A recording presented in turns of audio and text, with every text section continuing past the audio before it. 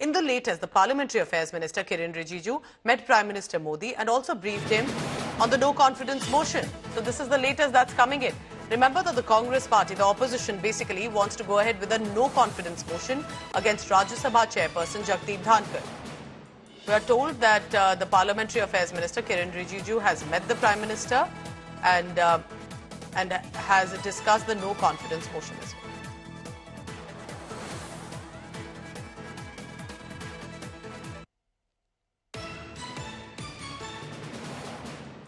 भारतीय लोकतंत्र में 72 साल बाद एक ऐसा किसान का बेटा उपराष्ट्रपति के पद में पहुंच करके इस देश को सेवा करने का काम किया है। इस राज्यसभा सदन का सभापति के रूप में पूरा देश देख रहा है किस तरीके से उपराष्ट्रपति महोदय ने इस सदन का गरिमा को रखा है।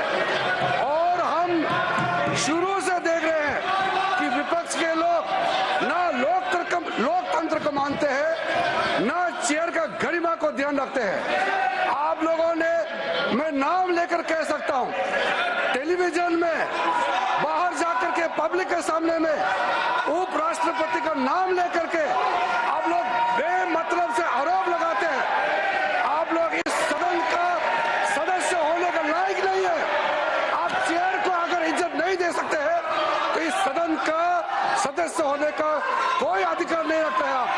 हम लोग सब कसम खा के आए हैं, शपथ लेके आए हैं इस सदन का सदस्य का और सरकार में मंत्री के रूप में हमने शपथ खाए हैं इस देश का सोवरेनिटी का, इस देश का यूनिटी को रक्षा रखने के लिए हम शपथ लेके आए हैं। उपराष्ट्रपति के पद को, उपराष्ट्रपति का गरिमा को अगर आप लोग अटैक करेंगे तो हम बिल्कुल बचाव करेंगे और आप लोगों का जो इंटेंशन है इसको हम कामयाब नहीं होने देंगे।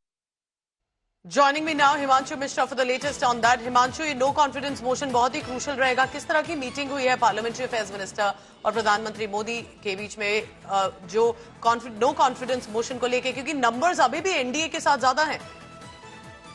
नंबर में कोई भी अगर देखे तो संशय नहीं होना चाहिए कि एनडीए के पास नंबर है, लेकिन अविश्वास प्रस्ताव विपक्ष लेकर आया और ऐसा मौका बहुत कम देखने को मिलता है कि राज्यसभा के चेयरमैन जो कॉन्स्टिट्यूशनल पोस्ट पर है, राज्यसभा के चेयरमैन के साथ साथ वो देश के उपराष्ट्रपति भी हैं, अगर उनके खिलाफ इस तरीके का नो कॉन्फिडेंस मोशन लेकर आए हैं उनके इम्पीचमेंट के लिए, तो कहीं ना कहीं एक बड़ा इशू है। और इसी को लेकर आज किरण रिजिजू ने ये भी कह दिया विपक्षी सांसदों को कि जिस तरीके का आपका बर्ताव है, जिस तरीके का आपका व्यवहार है, उससे आप इस सदन के सदस्य होने लायक भी नहीं है। उन्होंने ये भी कहा कि कांग्रेस जो है इसी तरीके से भ्रम फैलाती है, मुद्दों से भटकाना चाहती है। और उसके बाद जो है संसदीय कार्यमंत्री जो है वो प्रधानमंत्री नरेंद्र मोदी से मुलाकात कर रहे हैं संसद भवन में और उनको ब्रीफ कर रहे हैं कि राज्यसभा में किस तरीके का जो माहौल है वो विपक्ष के द्वारा बनाया गया है।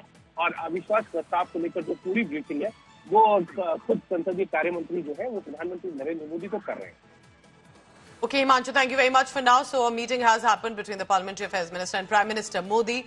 It's about the numbers as much, still tilted in favour of the NDA, but the opposition very confident. They want the Rajya Sabha chairperson to be removed. They're saying Jagdeep Dhankar has been showing bias and favouritism, and that toward NDA against the India bloc. Let's listen in now to how the Sonia Soros link has become the big issue, because that's what JP Nadda, BJP leader and MP in Rajya Sabha, has also recently been pushing just about a short while ago. Let's listen into that. मुद्दे को भटकाने के लिए इन्होंने कुत्सित प्रयास किया कि इन्होंने चेयर पर आक्षेप लगा करके अविश्वास प्रस्ताव लाने का प्रयास किया। ये मुद्दे को भटकाने का कुत्सित प्रयास है।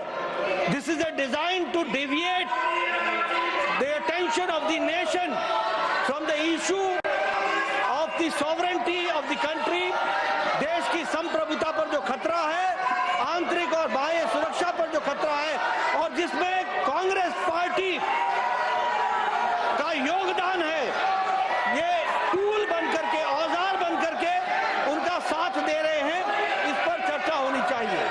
मैं यहाँ ये भी कहना चाहता हूँ कि संवैधानिक पदों पर हमारे आक्षेप कांग्रेस पार्टी ने लगाया है, ये